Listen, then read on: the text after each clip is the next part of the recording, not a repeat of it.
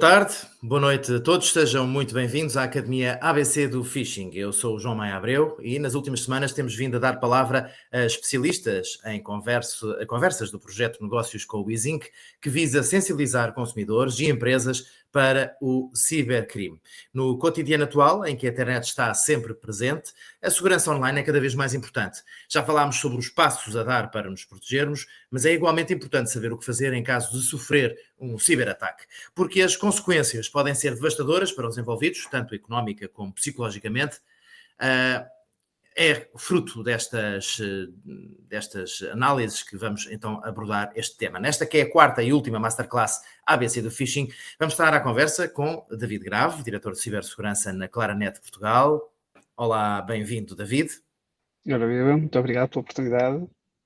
Entre vários temas que vamos abordar nesta conversa, como os grandes desafios ao lidar com o cibercrime, um tipo de crime que ainda tem um enquadramento legal com algumas lacunas, vamos abordar também as medidas que as empresas devem tomar para reforçar a sua cibersegurança, de forma a protegerem-se a si e aos clientes e como prevenir também ataques. Por isso, junte-se à nossa conversa. Vamos começar pela tentativa de extorsão, roubo de dados sensíveis, neutralização temporária de um website ou simplesmente o desvio de e-mails. São algumas das formas de ataque a empresas que todos conhecemos. Por isso, David, começo por perguntar quais são os tipos de ataques informáticos que mais danos podem causar a uma empresa? Ora, muito bem, é uma questão absolutamente pertinente. Se tivéssemos que apontar, apontaríamos claramente o ransomware, e o que temos visto pelos dados históricos e estatísticos levantados até pelo Centro Nacional de Cibersegurança. O ransomware tem tido impactos absolutamente devastadores nas empresas portuguesas, seguindo-se uma combinação que muitas vezes também pode estar acompanhado ou não do ransomware, que é o roubo de dados, e podemos ter aqui vários objetivos, tanto de roubos de dados de propriedade intelectual, como de dados de informações confidenciais e identificáveis por parte dos clientes e utilizadores, e os ataques de negação de serviço, digamos assim, o denial of service, que podem pôr, como referiu muito bem, tanto passar pela disponibilidade de um site ou de uma componente crítica para o negócio, que impossibilita a empresa de executar a sua operação. De uma forma geral, em termos de impacto financeiro, estes são os ataques que acabam por ter uma maior expressão.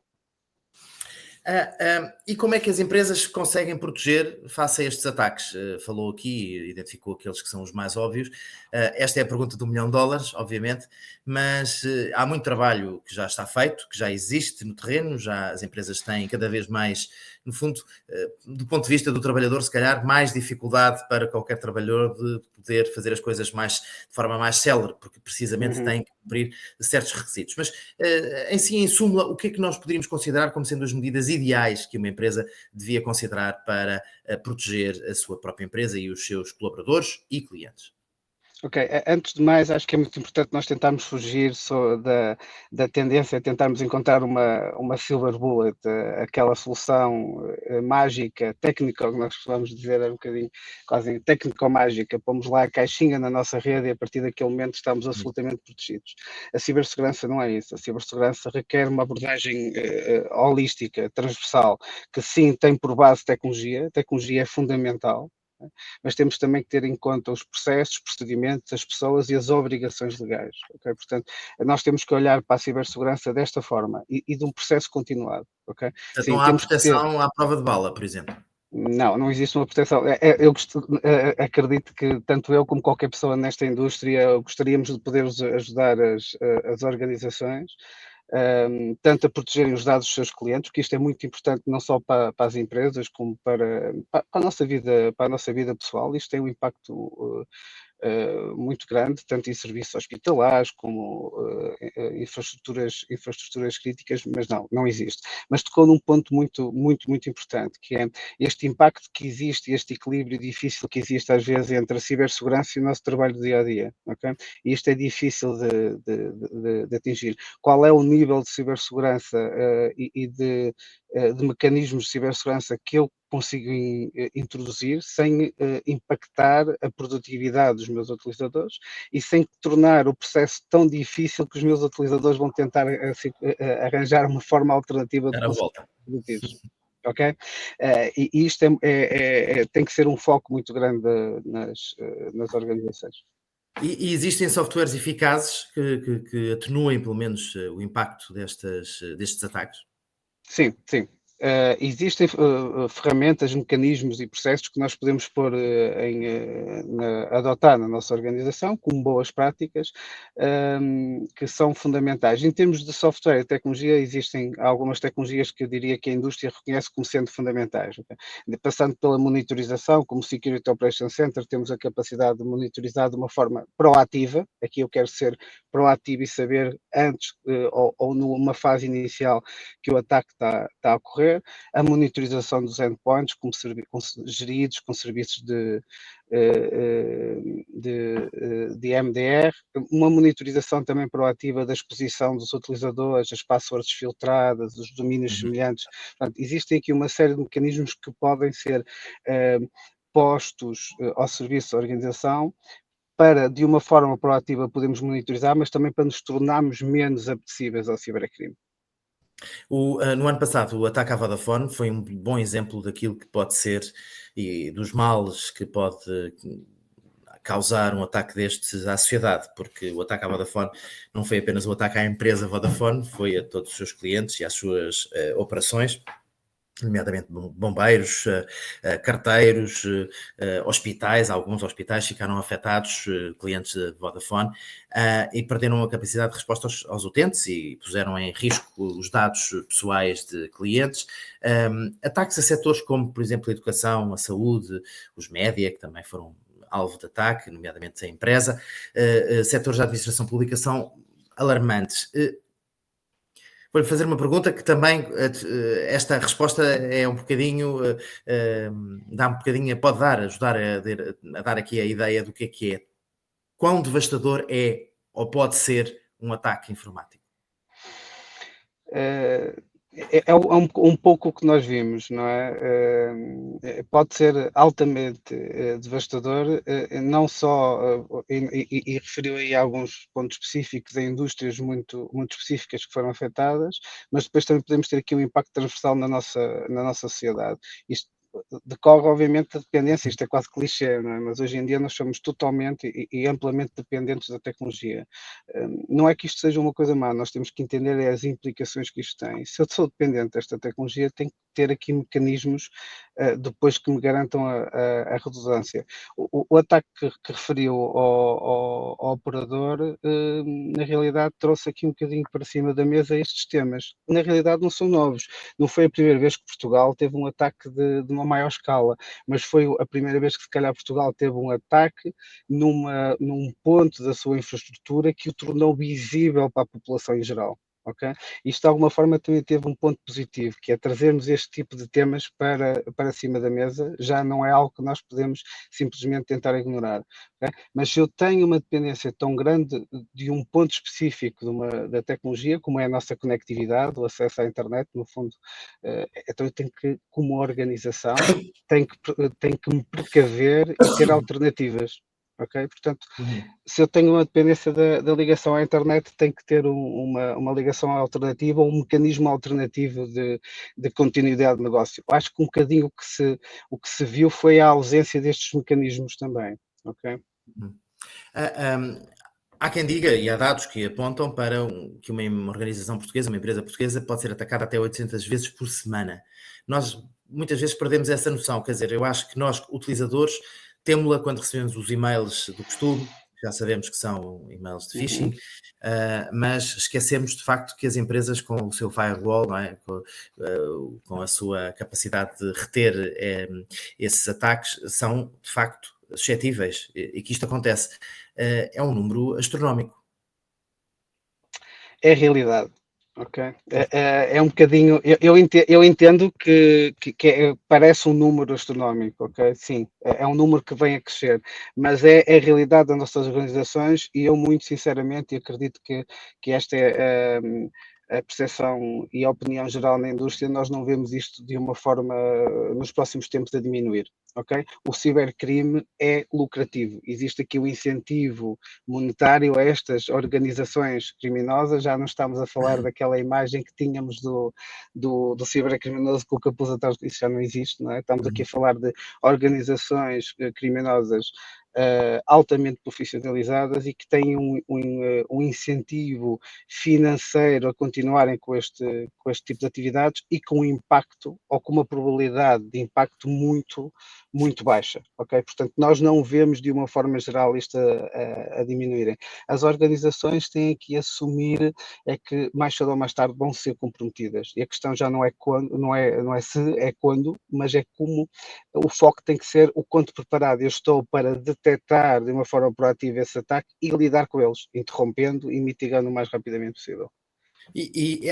Deveria haver, por parte do Estado, ou por parte de consórcios de empresas de setores mais fragilizados, ou pelo menos não fragilizados, setores mais importantes da nossa sociedade, devia haver aqui uma política e digamos, uma frente de batalha por setor, ou seja, pensando principalmente nos setores que podem ser mais permeáveis e que podem perturbar mais a nossa realidade. Sim, sem dúvida alguma, e está a acontecer, ok? Eu muito sinceramente, eu sou optimista, tenho que dizer que claramente que eu sou otimista e tenho visto uma mobilização muito grande, tanto das empresas privadas nacionais como do setor público. Existem uma série de iniciativas que estão a ser feitas, não só viradas para si próprio, para a proteção dos seus sistemas e dos serviços críticos, mas também um esforço muito grande para ajudar a população e as empresas médias, porque nós temos que entender que também Portugal temos um tecido empresarial que não são só as grandes empresas, temos aqui um tecido empresarial que tem que ser ajudado de uma forma mais objetiva e que não terá recursos próprios. E eu tenho visto, sinceramente, iniciativas a nível do Estado muito interessantes com esse objetivo. Podemos dizer que são insuficientes, e eu acredito que sim, que serão sempre insuficientes, ok? Mas eu vejo-as a acontecer e acredito que com impactos muito, muito positivos. E agora, que impacto é que teve na credibilidade de certas empresas este ataque informático? Falámos da Vodafone, empresa, mas não só, TAP. Como é que fica na percepção do mercado, dos clientes, dos colaboradores, dos stakeholders? Como é que fica aqui a percepção desta empresa depois do ataque informático? Há aqui uma mudança? Eu acho que pode existir uma mudança, e isto vai um bocadinho depender da forma como a organização conseguir lidar com o ciberataque e com a comunicação. Ok? Nós temos que desmistificar um bocadinho esta questão. Se há algo que estes ciberataques nos mostraram, é que organizações, e nós vimos isto em organizações internacionais e mesmo até ao nível de governos que têm capacidades e orçamentos muito diferentes das organizações portuguesas, a serem atacados. Okay? Portanto, o ataque vai ocorrer. Muitas vezes é uma questão de esforço e do cibercriminoso de despender mais ou menos tempo. Portanto, esse ataque vai ocorrer. E as organizações, o que nós vemos é que algumas conseguiram lidar melhor com esta comunicação, foram transparentes, explicaram exatamente o que é que aconteceu, não se apressaram a dizer que não houve dados comprometidos, ok? Temos que levar o nosso tempo, identificar efetivamente o que é que aconteceu e comunicarmos de uma forma transparente que estamos a trabalhar efetivamente não só para resolver aquilo, mas que isto não se volta a acontecer. Ok? Portanto, eu vejo isto de duas formas. Sim, existe um impacto negativo, obviamente, inicial, mas se a comunicação for bem feita e se de facto for acompanhada de mecanismos, até pode criar uma imagem positiva do desempenho da organização nesse sentido. E existem exemplos internacionais, até houve uma grande metalúrgica que foi atacada, em que lidou de uma forma, a maior metalúrgica mundial em termos de proteção de produção de alumínio, lidou tão bem com o ciberataque e com uma comunicação e conseguiu recuperar os seus sistemas, que as ações da empresa após o ataque subiram. Ok? Que é um impacto que se calhar não estávamos à espera que fosse natural de acontecer, mas pode acontecer. Eu ia precisamente perguntar-lhe que, a nível financeiro, que resultados é que poderia ter um ataque destes, mas essa é a exceção, não é? Ou seja, Não, esta será claramente a exceção. Mas o que eu quero mostrar é que temos que desmistificar e desmontar isto. E as organizações têm que entender que, quando comunicam, o momento de comunicação do ciberataque é o último momento em que controlam alguma parte da mensagem. Okay? Porque se não sou eu que estou a ser atacado, que vou à imprensa, que faço um comunicado e explico o que está a acontecer, okay? Se esta informação bazar de outra forma, eu perco o controle total sobre a narrativa. Portanto, o ciberataque, sim, teremos que lidar, teremos que ter comunicação de crise. Obviamente, estamos a falar de comunicação de crise, teremos que ter aqui as pessoas a ajudarem-nos, mas também tem que ser algo sincero e que seja acompanhado de medidas. Se o for, eu acredito sinceramente que os consumidores e o mercado não quer dizer que valorizem as ações da empresa, como aconteceu com esta metalúrgica que eu estou a dizer, mas este esforço será reconhecido e não terá um impacto tão grande. Agora, se for acompanhado de uma negligência, uma comunicação deficitária, viermos a público dizer que os nossos dados não foram comprometidos e a seguir eles aparecerem à bena da Dark Web, aí não acredito que exista uma forma da organização não ter um impacto. Mas se nós tivermos esta capacidade de sermos transparentes e empenhados e ajudarmos os nossos utilizadores e os nossos clientes, sim, acho que é possível sobreviver de uma forma positiva a um ciberataque. E olhando de uma forma crítica, mas geral, não especificando, nos casos portugueses que aconteceram, esses passos foram dados e foram bem dados, ou seja, comunicação e depois gestão de crise. Sim, eu acho que em alguns, vamos ter aqui dois exemplos, ok? Temos um caso que o que referi, eu acho que sim, acho que foi feito um bom trabalho, um esforço. Foi o primeiro caso em Portugal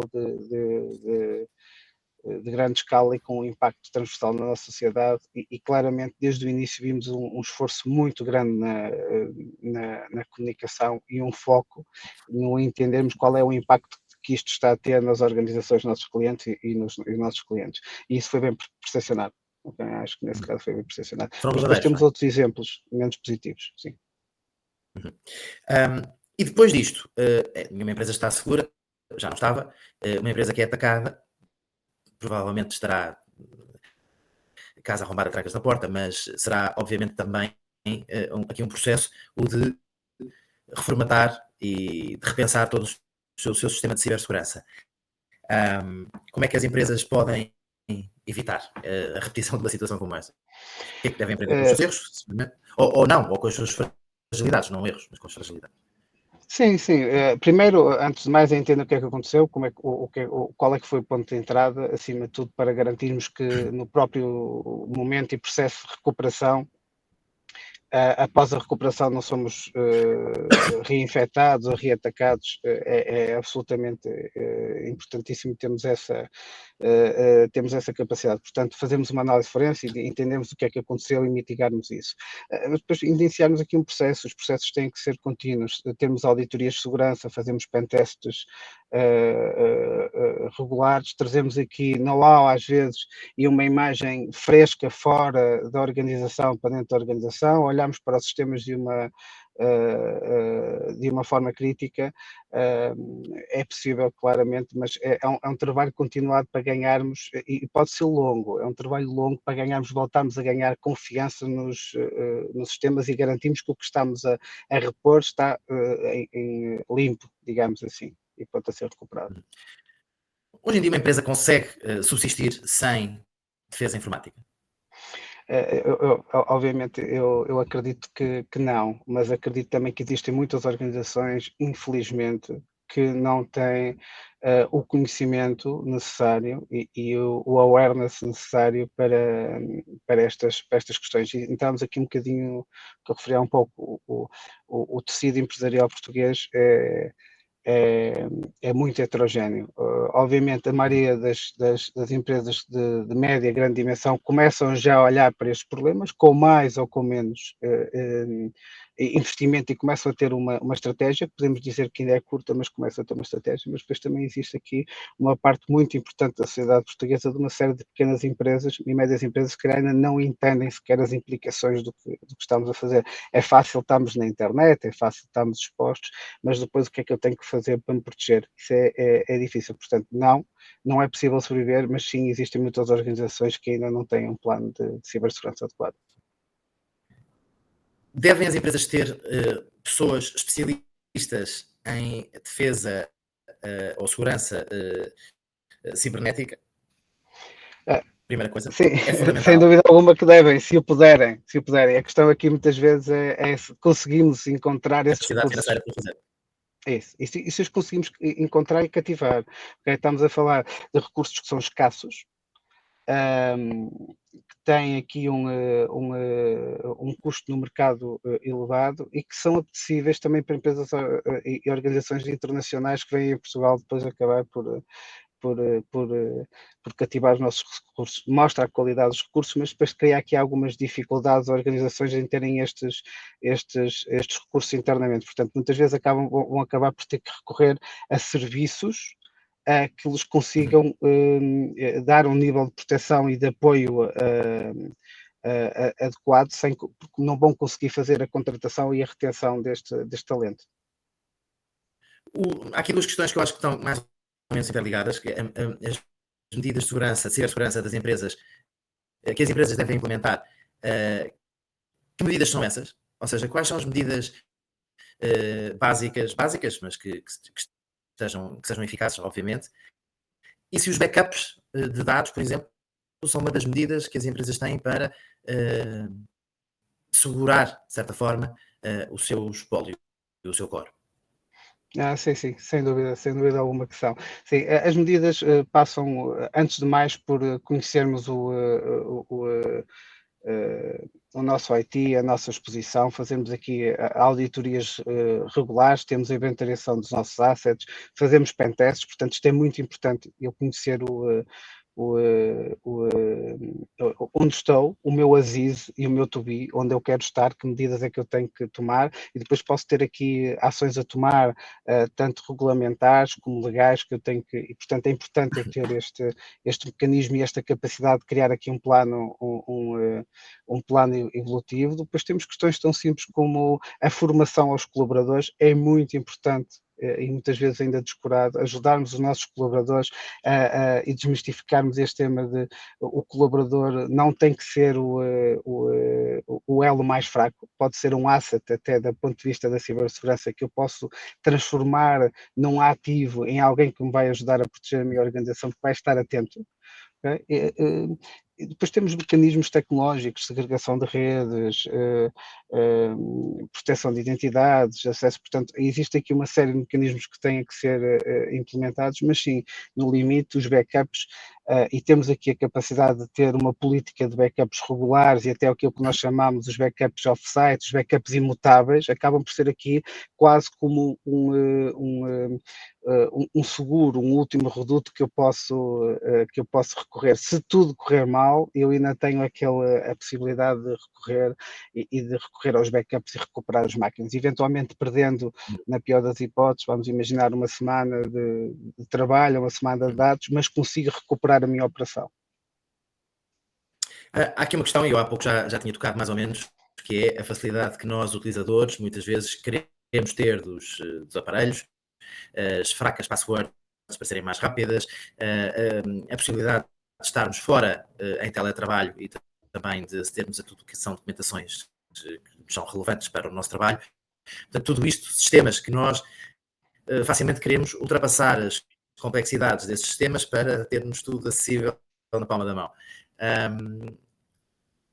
Isto funciona contra, não é? Ou seja, quanto mais fácil, não é só fácil para nós, é fácil para quem quiser atacar, quem quiser tentar roubar qualquer tipo de informação. Portanto, há aqui esta dicotomia de nós muitas vezes nos queixamos da complexidade e da dificuldade, mas é se calhar a nossa melhor aliada, não é? Ou maior aliada. Sim, sim, sem dúvida alguma, mas isto cabe a nós que estamos do lado da tecnologia a tornarmos os mecanismos de cibersegurança fáceis e o mínimo intrusíveis possíveis para o utilizador. Se temos passwords complexas, é algo intrusivo, então temos que ajudar os nossos utilizadores a poderem usar biometria ou sistemas de autenticação que por trás tenham um suporte de passwords complexas, da rotação de passwords, que tratem disso por o utilizador. Okay? Portanto, nós temos que, sem entrar em pormenores mais técnicos, que nós temos que ir desmontando e ajudando aqui os utilizadores a manterem um nível de segurança elevado, sem nós estarmos constantemente a introduzir entropia no seu dia a dia. Mesma coisa no trabalho remoto, no teletrabalho. Nós temos que dar ferramentas aos colaboradores para que eles possam aceder aos sistemas da empresa de uma forma quase transversal, igual como se estivessem na organização. E não podemos passar essa responsabilidade para o utilizador, até porque o utilizador não tem que ter um nível tão alto de conhecimento da tecnologia. E se estivermos dependentes do utilizador, o utilizador vai se esquecer, vai se enganar. E nós temos que entender que o utilizador quer ser célere e produtivo. Muitas vezes existem erros que são cometidos, que comprometem a informação e comprometem organizações e não são propositados. O colaborador não agiu com a intenção de provocar dano à organização. Estava a facilitar a sua vida e não entendeu, se calhar, a implicação dos atos que estava a cometer. Então, nós temos que ajudá-lo a ter sistemas de acesso que permitem ao colaborador aceder aos dados da empresa de uma forma segura, transparente para o utilizador, independentemente de onde esteja. Depois existem conceitos que nós começamos a pôr em prática, como o Zero Trust, os acessos distribuídos, portanto, existem uma série de mecanismos que nós podemos montar isso, mas tem que existir aqui um foco neste sentido e tentamos desvilificar aqui o colaborador. É muito importante ele passar, senão quase que entramos numa luta nós versus eles, ok? Nós estamos a pôr medidas de segurança, eles, os utilizadores, é que não colaboraram. E não acho que seja o caminho correto a seguir, muito pelo contrário. Se bem que é, muitas vezes, através dos colaboradores, também que essas portas se abrem dentro das empresas, não é? Porque os e-mails que chegam, as aberturas de uma fotografia, de um vídeo, e depois... Ou seja, tem que haver essa consciencialização por parte também dos colaboradores e da responsabilidade que têm à frente, no fundo, estamos todos à frente de uma empresa, não é? Neste caso, todos somos a porta de entrada. O Wi-Fi é mais perigoso que estar ligado com um cabo de rede, por exemplo? Uma boa implementação do Wi-Fi é extremamente segura, ok? Portanto, o cabo de rede, nós entendemos o que é que está a acontecer. Temos um cabo de rede e entendemos qual é a ligação. Poderíamos dizer que é menos fácil de intercessar aquele ponto de comunicação entre mim e a rede física da empresa, mas uma implementação bem feita do Wi-Fi não é menos segura que um sistema de rede cabelada, e não será por aí que estarão os maiores problemas, a não ser que estejamos a falar, por exemplo, de acesso ao Wi-Fi público. Okay. Aí sim, aí estamos a falar de um problema. Estão todos à nossa espera, não é? Isso. E temos que ter awareness, ok? E entre awareness, explicarmos às pessoas o porquê de não usarem e não fazerem determinadas atividades no Wi-Fi público, ok? Acederem aos dados da empresa, acederem ao seu banco, ao seu e-mail, pronto, exatamente. Aí se estivermos a falar. Ora, o Wi-Fi corporativo, se estiver bem implementado, não é uma questão de risco. Há sinais de alarme que podem ser identificados por cada empresa e que permita antever um ataque informático ou fazer algo para evitar esse ataque? Sim, existem. Nós temos capacidades de monitorização, existem capacidades de monitorização de indicadores de risco que nós sabemos que podem levar claramente a indiciar que vamos ser atacados, desde monitorização de passwords filtradas dos colaboradores. Os colaboradores usam com muita frequência, até às vezes, passwords em sites semelhantes ao da organização, e-mail da organização em sites comprometidos, o registro de domínios semelhantes. Nós sabemos também que é um indicador de que a empresa vai ser alvo de um ataque de spear phishing, é um phishing muito direcionado, se alguém tentou registrar um domínio semelhante à organização. Como é que isso acontece? Como é que isso se apreende? Ok, nós conseguimos monitorizar os sistemas, por exemplo, onde são feitos os registros dos domínios, por exemplo, e Uhum. sabemos que quando monitorizamos uma série de domínios, sabemos que conseguimos perceber que alguém registrou um domínio semelhante a uma organização. E muito simplesmente a maioria dos ciberataques começa por trocarmos letras semelhantes, por exemplo, um I por um L, um O por um zero, e se eu usar um domínio destes para enviar e-mails em nome, tentando passar, aqui estamos a falar em personificação, tentando passar por alguém de outra organização, é muito difícil para o utilizador comum detectar, por exemplo, esta alteração de lettering, digamos assim, de escrita do domínio. Portanto, nós sabemos perfeitamente que se conseguimos detectar alguns indicadores que possivelmente, por exemplo, este indicador da organização vai ser vítima de um ataque de spear phishing, tipicamente um mês depois. Depois existe também aqui a capacidade de conseguirmos monitorizar a DIP e a Dark Web também para menções à organização, venda de passwords, e o que está a acontecer na indústria específica daquela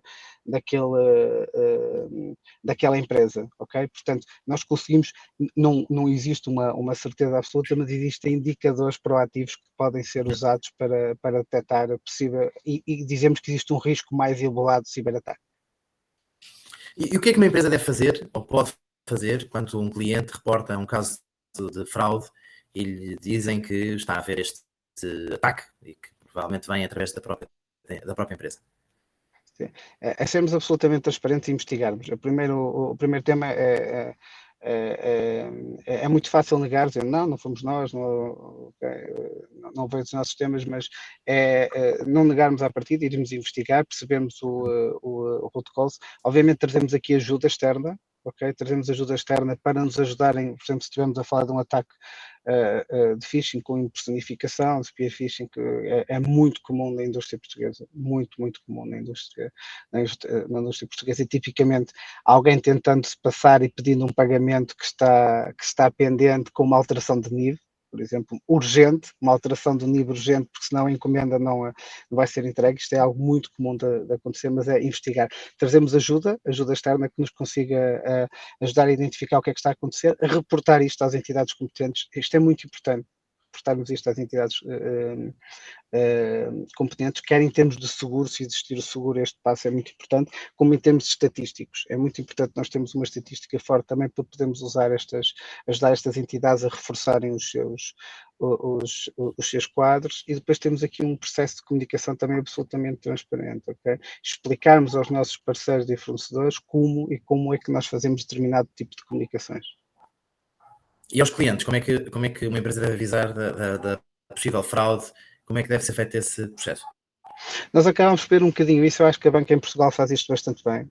A banca em Portugal comunica com muita frequência que não pede, por exemplo, dados de acesso por e-mail, por telefone. Portanto, acho que isso já é algo que.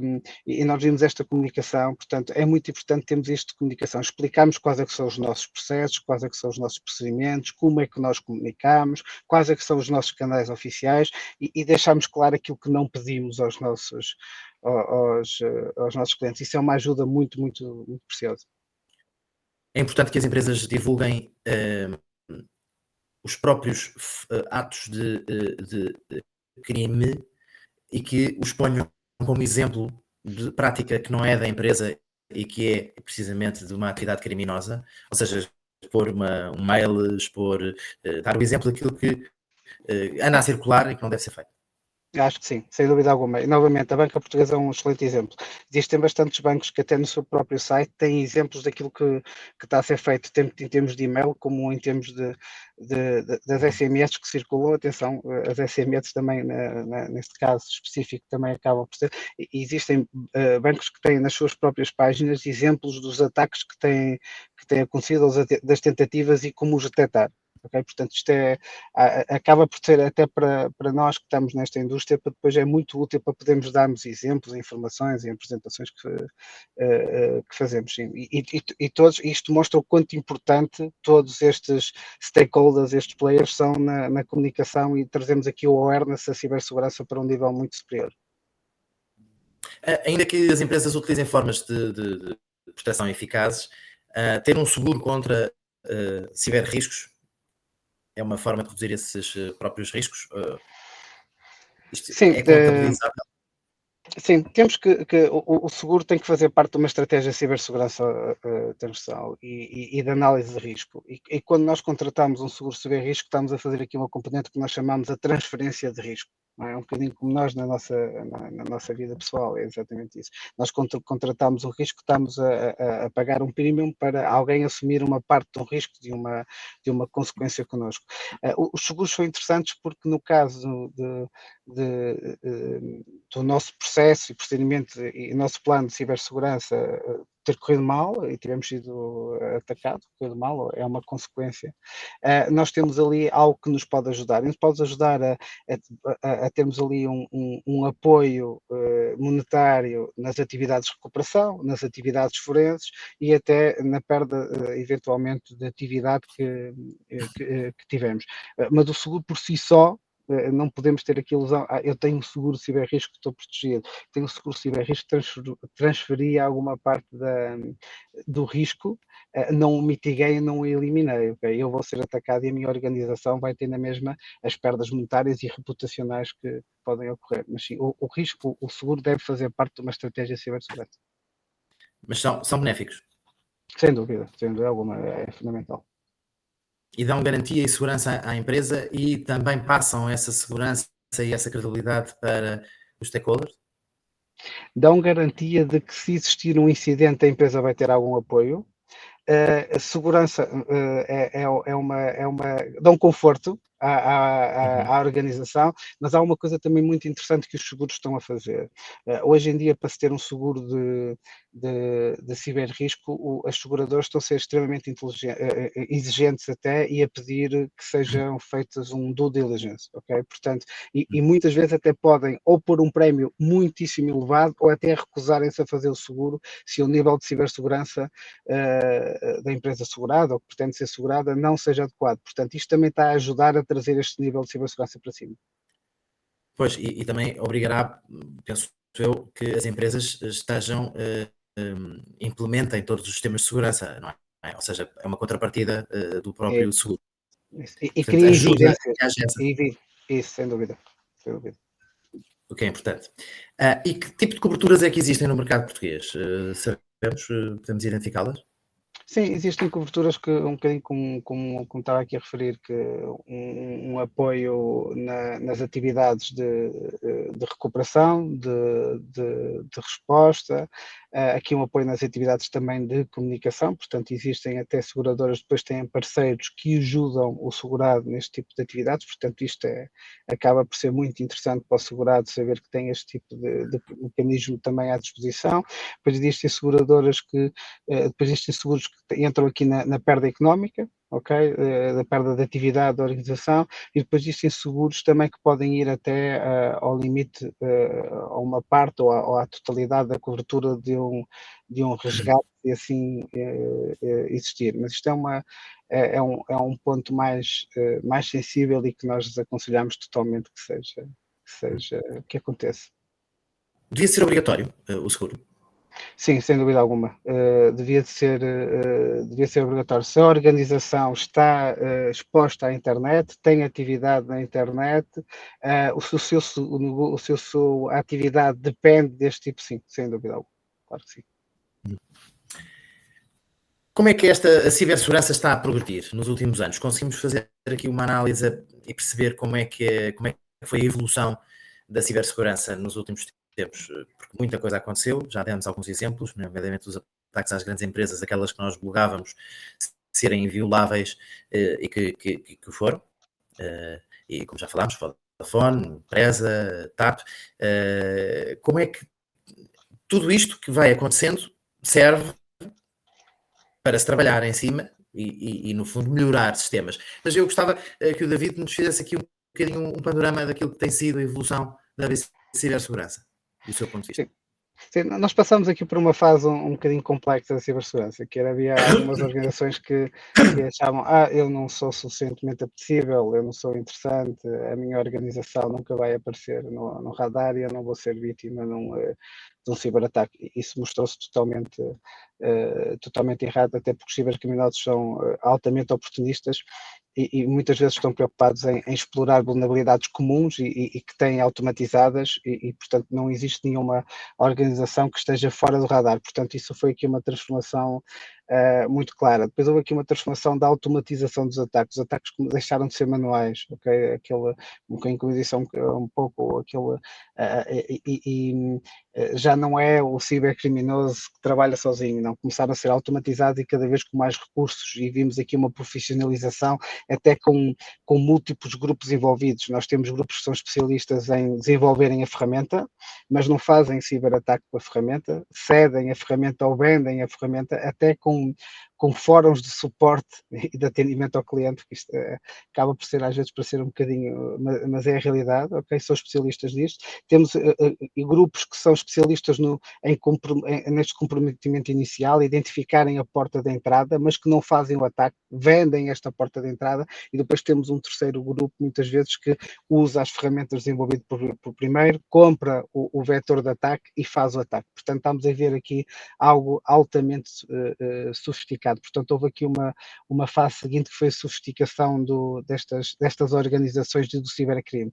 E agora estamos aqui numa fase em que a adoção da cibersegurança existe, mas com uma transformação muitíssimo grande. As organizações estão mais conscientes do que é que pode ser, e estamos a introduzir agora os mecanismos de inteligência artificial e machine learning, mas por ambos os lados, ok? Portanto, estes mecanismos estão a ser tanto usados pelos cibercriminosos como estão a ser usados pelas organizações. Portanto, nós estamos aqui a ver uma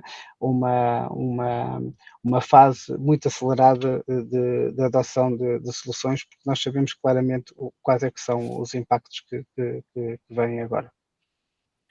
E por isso perguntava-lhe, já o David já aflorou aqui, mas que inovações e sistemas de defesa é que existem e que a nossa sociedade pode contar com elas? Ou seja, haverá ainda algo que está a ser feito e que ainda não é realidade e que nos vai trazer, espera-se, mais segurança, mas o que é que existe neste momento e se puder perspectivar aquilo que vai acontecer no futuro próximo para nos dar alguma segurança também a nós, digam lá, qual é o panorama aqui também nesta parte? Sim, há várias. Obviamente, do ponto de vista tecnológico, isto é sempre uma luta do gato e do rato. E as organizações, isto também é algo que é multiplamente repetido, amplamente repetido. As empresas têm que ser boas numa série de processos e tecnologias, e o cibercriminoso só tem que dominar uma porta de entrada e consegue fazer um dano elevado. Obviamente, toquei aqui um bocadinho nesse ponto que me disse, que é as ferramentas de inteligência artificial e machine learning vão ajudar muito as organizações pela capacidade, elas não trabalham sozinhas e não criam, neste Uhum. momento, estas ferramentas não criam por si só nem ciberataques, nem mecanismos de ciberdefesa, mas conseguem muito rapidamente analisar uma série e um volume muito elevado de dados, okay? E vão ajudar os nossos analistas. Okay? Nós estávamos a falar um bocadinho que existe um grande déficit de talento e estas ferramentas vão ajudar neste sentido, okay? E vão se calhar até conseguir identificar indicadores muito precoces do ciberataque. Portanto, isto é sem dúvida um desenvolvimento muitíssimo importante. Okay? Acima de tudo, depois existem muitos mecanismos e mecanismos de cibersegurança.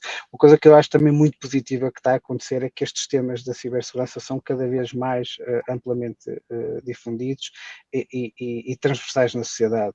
Hoje em dia é tema, o que é importante, porque a cibersegurança é algo que extravasa a vida da organização, extravasa também para a nossa vida pessoal. E se eu for atento na minha vida pessoal, tiver determinados cuidados nos meus acessos, isto também vai ser benéfico para a organização. Portanto, estas são as duas grandes alterações que nós estamos a ver neste momento. E depois aqui uma consciencialização, que isto é muito importante, a nível do C-level, das nossas direções, o risco e a análise de risco, a cibersegurança já deixou de ser aquele centro de custo que está ali, é alguém que está a proteger o nosso negócio, e são indicadores que nós queremos ter de uma forma proativa.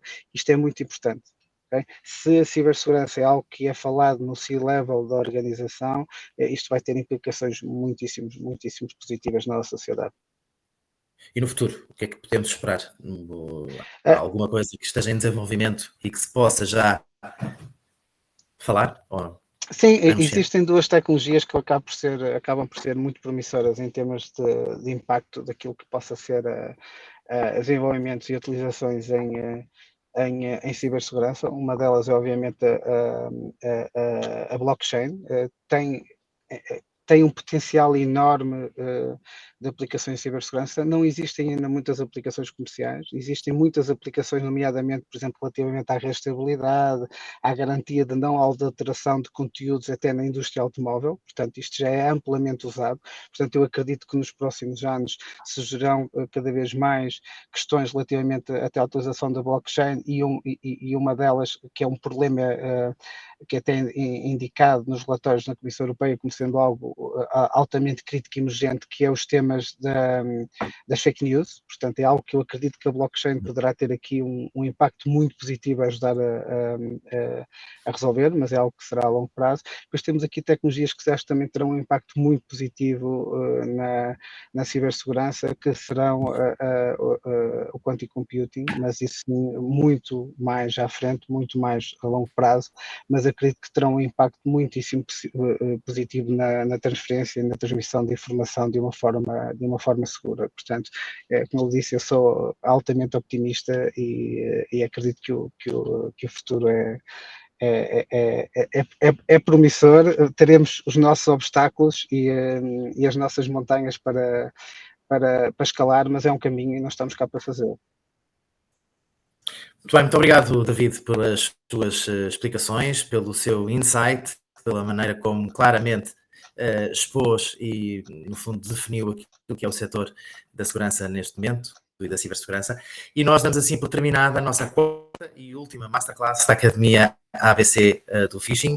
Agradeço mais uma vez a presença do David Graf, que aceitou o nosso convite e se juntou a nós para explorar este problema extremamente complexo do cibercrime. Para saber mais sobre este projeto desenvolvido em parceria com o Weezing, encontre-nos em abcdofishing.negocios.pt. Por lá vai encontrar conteúdos explicativos para saber tudo sobre o cibercrime e manter-se em alerta e sempre protegido. Muito obrigado por ter juntado a nós nestas últimas semanas e já sabe, mantenha-se seguro online.